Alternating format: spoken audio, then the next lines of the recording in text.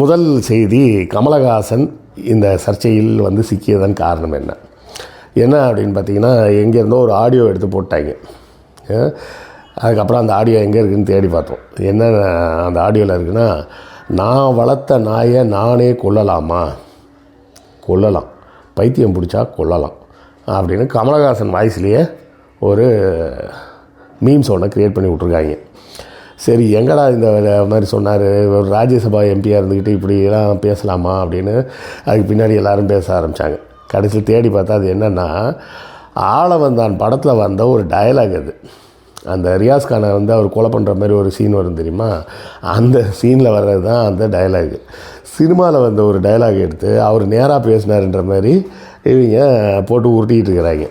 சரி, அப்போ கமலஹாசன் இதுக்கு எதுவுமே கருத்து சொல்லலையான்னா சொல்லியிருக்கார்.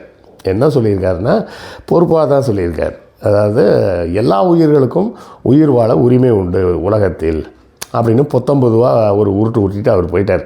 இதை தடுக்கணும்னா அதுக்கு உண்டான நடவடிக்கைகளை எடுங்க அப்படின்ற மாதிரி சொல்லிட்டு போயிட்டார். சரி, உண்மையிலேயே இதை தடுப்பதற்கு நடவடிக்கை எடுக்க முடியுமா?